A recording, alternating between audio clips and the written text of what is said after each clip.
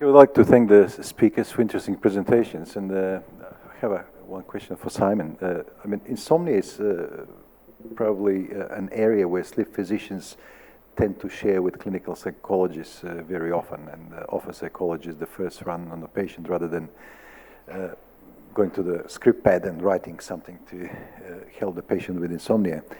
And I read the trials of suvorexant, and after it became available in Australia, I prescribed it in probably 3 patients who suffered from insomnia, and they're quite retractive and coming back, who tried various other medications and aids to manage insomnia. And it's probably coincidence, but 2 out of these 3 patients reported that suvorexant was causing them to have nightmares.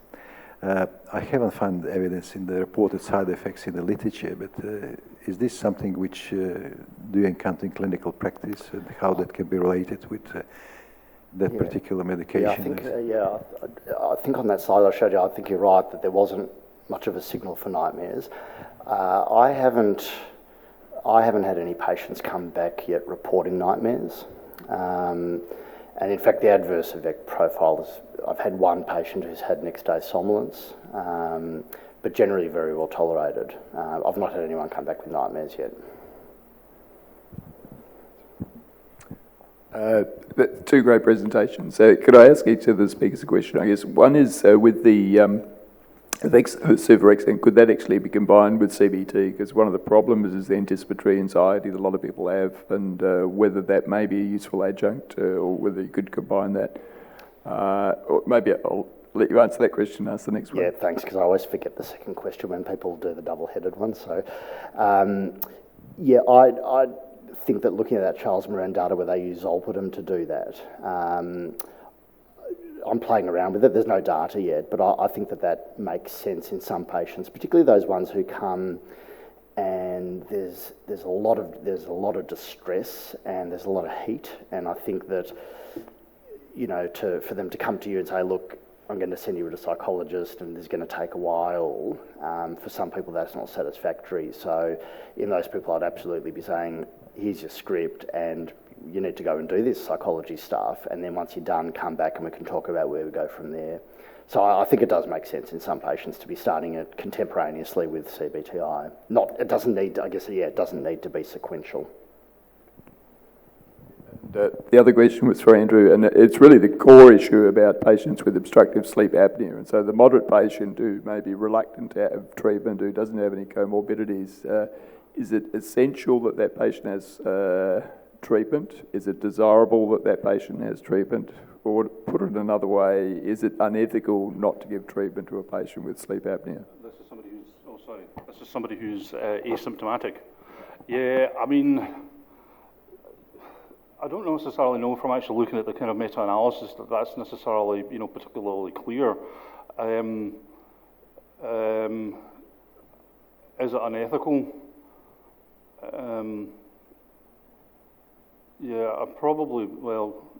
You'd have to say, you obviously need to have a kind of frank discussion with them and just say, look, there is absolutely no clear evidence that this is actually going to do anything.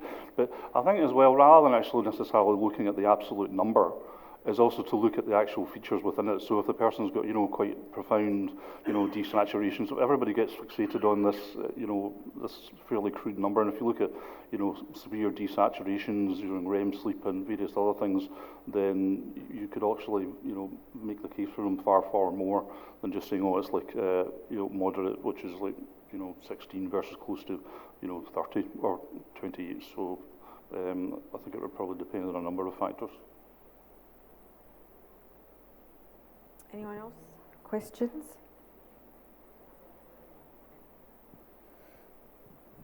Hi, great presentations, thanks. Questions for Andrew. With your literature that you had a look at for diabetes with CPAP treatment, I was wondering if there's a mechanism that's understood for why HbA1c drops with CPAP therapy. I'd really have to probably kind of look into you and get back to you on that. That's a kind of bad question or bad answer. Sorry, it was an unrelated question, but just the point which both of you had made about this adherence and issue about 4 hours, and is 4 hours really enough there as well? I'd just be interested in both speakers in their thoughts about what we should be aiming at in terms of duration of sleep for patients on CPAP therapy, or adherence to CPAP rather. Oops. Well, I think if you're looking at, from my perspective, I actually kind of look at patients who've got, psychiatric illness. You want to obviously get as much coverage into REM as possible, which is the same obviously for most obstructive sleep apnea, and that's primarily because a lot of the kind of memory processing events actually occur during that time period. So if you can, I think from studies that have been shown, if you can get out probably to about 5 or 6 hours, then improvement in symptoms from depressive symptoms actually improve. So ideally, you probably aim for about 6 or 7. Yeah, I think it's always easiest for us to think in terms of dose response, but what I've seen of the data for hypersomnolence, it's quite variable in terms of how much people need to use CPAP to feel better. And it's not that nice linear, the more you use it, the better you're going to feel. So I think that from a symptomatic point of view, that's difficult. And as Andrea showed, a lot of the emerging literature and the meta-analyses is making the discussion about what the longer-term cardiovascular outcomes of treating sleep apnea are going to be. I think we're in a really difficult situation at the moment in terms of, there's good evidence that not treating it is associated with adverse cardiovascular outcomes, but we haven't got great evidence that treating it improves those outcomes, and I can't sort of conceptualise that quite in my head yet. So I think that's tricky. I probably just made it trickier by that. So just say, sorry, I thought there was, I recall there was a study, and it was small, but it came to it was a kind of linear improvement in cognitive function all the way up to about 7 hours, and then after that there appears to be pretty much of a plateau. So it wasn't you went from 6 to 7, and then it had an improvement by 2 points, and then eventually you would go from 7 to 8, and there was an improvement by 2 points or whatever the value it was. There appeared to be a kind of cut off, basically, so your kind of dose response curve, was not in any way linear. One more. This is for Simon. When you showed the trial data, on the first day when they take the medication, the quality of the sleep is better, is that right? Yeah, I didn't, yeah, so there were measures of subjective sleep quality that improved. So in 3 months' time, it actually dropped. Is that correct? When the quality of the sleep looked like that? No. So I showed data measuring not subjective sleep quality, but subjective measurements of sleep onset and wakefulness after sleep onset. So is there a place for this drug to be used as and when required? Just take it like when you're having a bad day. Or what is the reason, like it's for the drop in 3 months' time? Is it because of the tolerance or something else? Well, it wasn't. So the total sleep time improved, and that was sustained out to 3 months. The bit that wasn't sustained out to 3 months was improvements in sleep onset, and that's probably due to the lower dose. But the wakefulness after sleep onset, so the time they were spending awake during the night, that improved initially and stayed improved at 3 months. Sorry, the second part of your question was? PRN. I'm not aware of any trial data. A lot of our patients use it like that, and they use benzodiazepines like that as well. So although we're writing out prescriptions, for 30 and 5 repeats, they are often actually using it several times a week, or maybe on work nights and not on the weekends.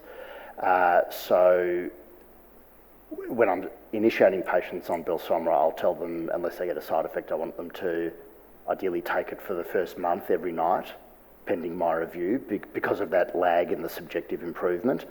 But how they use it after that, if they want to use it PRN, I don't think there's any reason why they shouldn't. Because you're not relying on a cumulative effect. It's a question for Andrew about the study that the recurrence of AF, reduction in recurrence of AF with CPAP. Could you recall the cutoff for AHI for that study? And the other one, were you surprised with the study from Wastry that basically shows the improvement in depressive symptoms even with any sleep apnea, because the cutoff was more than 5, which is, could just be, mild sleep apnea? Yeah, well, if you take the second one first, so the kind of the correlation between, so are you right in asking that the AHI doesn't really have any correlation to the symptoms at all? So, and I think that's fairly well established, that the AHI really has no correlation, certainly to things like tiredness, lethargy, mood, and that's, from studies that I've seen and also from seeing in personal experience. So, no, I'm not particularly surprised about that at all. The only thing that I did get surprised about was probably this, was the reduction in question 9, but it didn't really it wasn't necessarily suicidal, concrete suicidal ideation.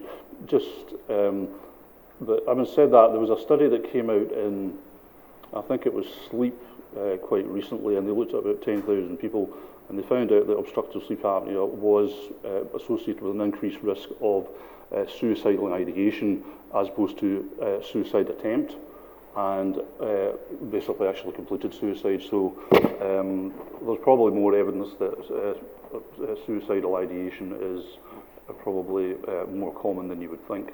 And like I said, there's no real relationship I've seen from the severity of these symptoms and based on your AHI. And what was the first question? Sorry.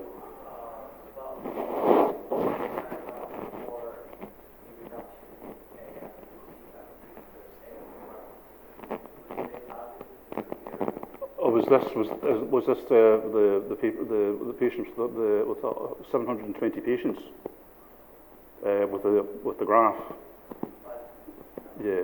So where they split the category into untreated sleep apneas or sleep apnea patients versus no sleep apnea patients.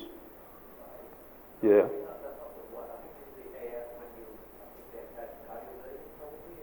Oh, that. So it was 15. Yeah. All right, we might leave the session there, but just join me in thanking our speakers for fantastic presentations.